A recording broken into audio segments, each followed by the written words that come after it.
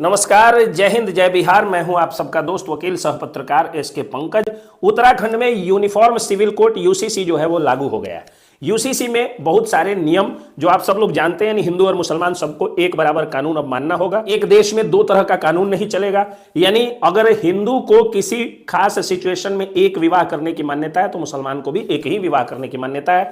और अगर मुसलमान को तलाक देने के लिए जिन जिन शर्तों के साथ उनको जो जो शर्तें उन पर लागू की जा सकती हैं, उन शर्तों के साथ अगर वो तलाक ले सकते हैं तो उन्हीं शर्तों के साथ अब हिंदू लोग भी तलाक लेंगे।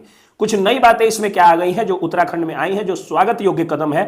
मुझे लगता है कि पूरे भारत में ये चीज लागू होना चाहिए। लिव इन रिलेशनशिप जो कल्चर है, जिसके बारे में आप लोग जानते हैं कि आज कोई भी लड़का लड़की कभी भी होटल में पकड़ा जाए तो उसको एक कानूनी अधिकार है कि वह व्यक्ति लिव इन रिलेशनशिप में रह रहा है। अब ऐसे में अगर एक लड़का और एक लड़की दोनों प्रेमी प्रेमिका है और एक साथ अगर लिव इन रिलेशनशिप में रह रहे हैं और एक लड़का, यानी मान लीजिए कि ए का बी से अफेयर है और वो दोनों लिव इन रिलेशनशिप में रह रहे हैं, लेकिन ए अगर सी के साथ होटल में पकड़ाया तो वो कह देगा कि मैं इसके साथ लिव इन रिलेशनशिप में रह रहा हूं। अब इसका इलाज जो है वो उत्तराखंड सरकार ने कर दिया है। उत्तराखंड सरकार ने कहा है कि अगर आपको लिव इन रिलेशनशिप में रहना है तो आपको एक रजिस्ट्रेशन कराना होगा।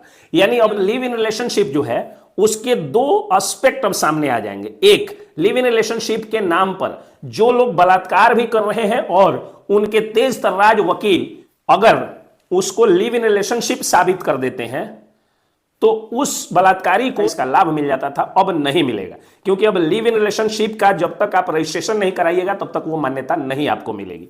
और दूसरी तरफ अगर कोई लिव इन रिलेशनशिप पार्टनर अगर जाकर के होटल में अगर मिलता था या कहीं अगर रूम लेकर के रह रहा है और पुलिस ह्यूमन ट्रैफिकिंग की धाराएं उस पर लगा करके और उनको अगर अरेस्ट करती थी तो अब इससे भी बचाव हो जाएगा कि उसके पास एक सर्टिफिकेट होगा कि we are live in relationship partners, कि हम लोग लिव इन रिलेशनशिप के पार्टनर्स हैं। तो एक तरफ तो उनको फायदा हो गया कि जो लोग लिव इन रिलेशनशिप में रह रहे हैं उनको एक सर्टिफिकेट बनवाना होगा तभी मान्यता मिलेगी। और दूसरी तरफ लिव इन रिलेशनशिप के नाम पर अगर कोई व्यभिचार या दुराचार कर रहा है उससे भी मुक्ति मिल जाएगी। तीसरी तरफ अगर दो लोग म्यूचुअल कंसेंट से, यानी दो लोग अपनी रजामंदी और खुशी से अगर रिलेशन में रह रहे हैं लिव इन रिलेशनशिप में, तो पुलिस अगर उन पर ह्यूमन ट्रैफिकिंग की धारा लगाती है, मकान मालिक अगर उनको तंग करता है या पुलिस तंग करती है तो उससे उनका ये जो सर्टिफिकेट, रजिस्ट्रेशन सर्टिफिकेट होगा, उससे उनको निजात दिलाएगा।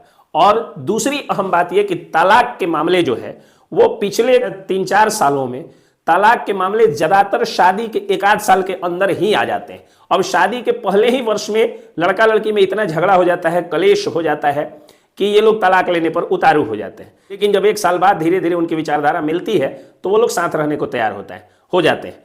अब ऐसे में यूसीसी में, यानी यूनिफॉर्म सिविल कोड में नियम लगाया गया है कि 1 साल के अंदर, विवाह के 1 साल के अंदर आपको तलाक नहीं मिलेगा, आप तलाक नहीं ले सकते हैं। तो दो जानकारी, एक, लिव इन रिलेशनशिप के लिए अब आपको सर्टिफिकेट बनवाना होगा, और दूसरा, विवाह के 1 साल के अंदर में आपको तलाक नहीं लेना होगा। फिलहाल उत्तराखंड में यह कानून लागू हो गया है। अब देखना यह है कि बिहार, उत्तर प्रदेश सरीखे राज्यों में कब लागू होता है। जय हिंद, जय बिहार।